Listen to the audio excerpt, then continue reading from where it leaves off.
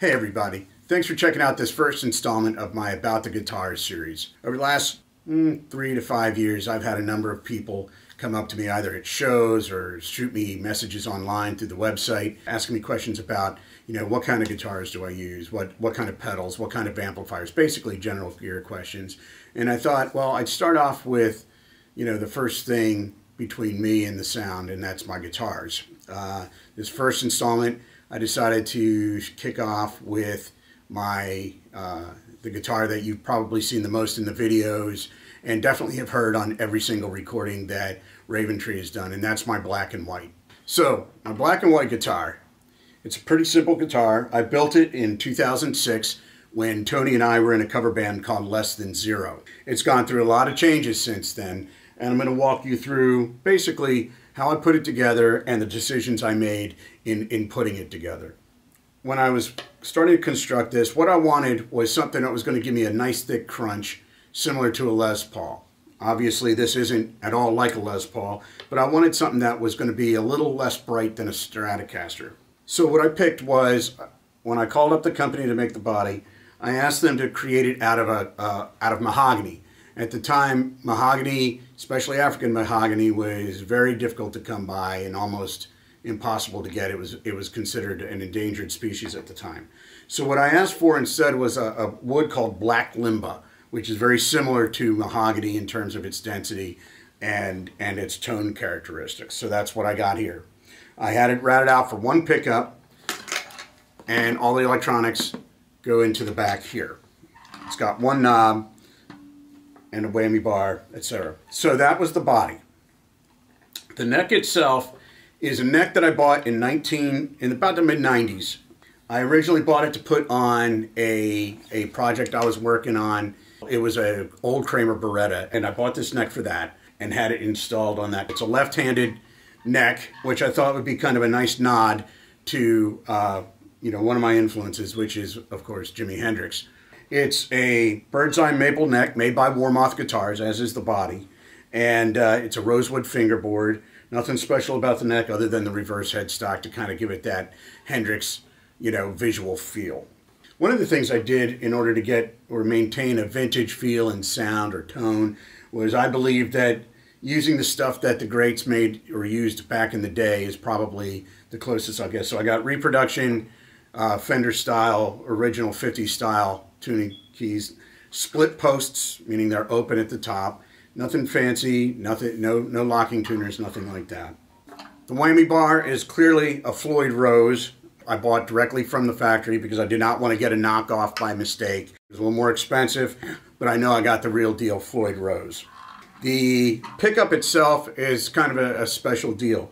Back in 2005, I called the custom shop at Seymour Duncan and described to them the pickup that I wanted to have them build for me.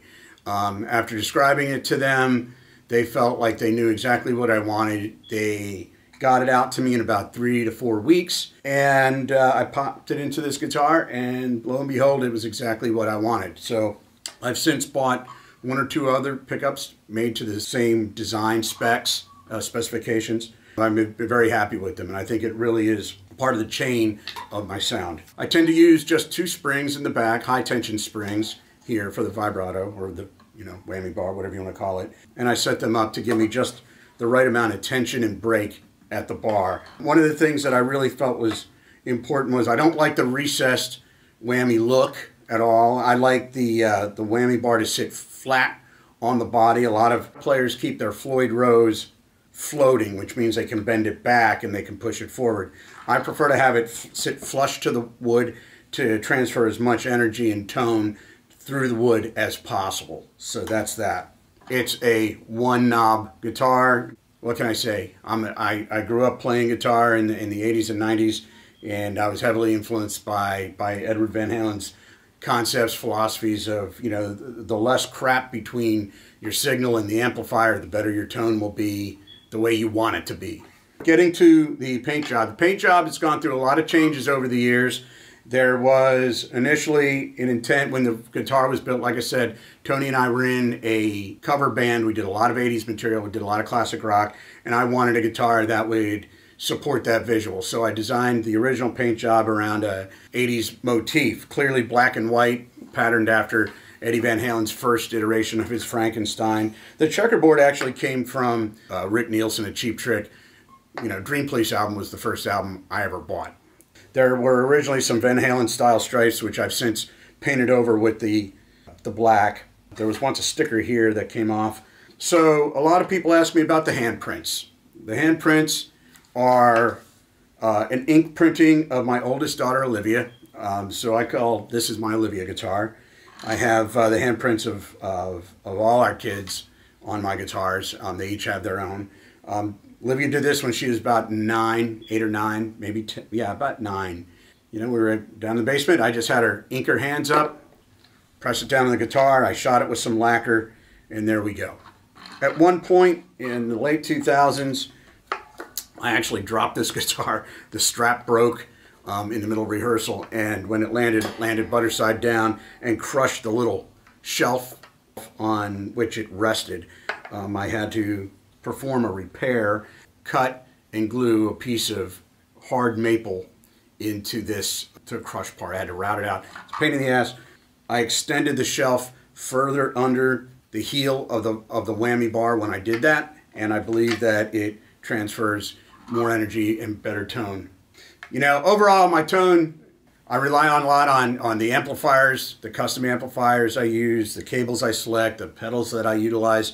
They're all part of the tone, which will be a part of a separate series or a separate installment at some point where I talk about the signal chain and the actual gear and amplifiers that I've used on recordings as well as in my shows as Raven Tree. I hope that answers everybody's questions about where this guitar came from and why it is the way it is. It's the one that I use the most. If you guys have any questions, comments, recommendations, or thoughts about things that you think might improve the overall look or feel of the videos, just go to our website at raventreeband.com. Sign up for the newsletter. You can send us a message, send them out.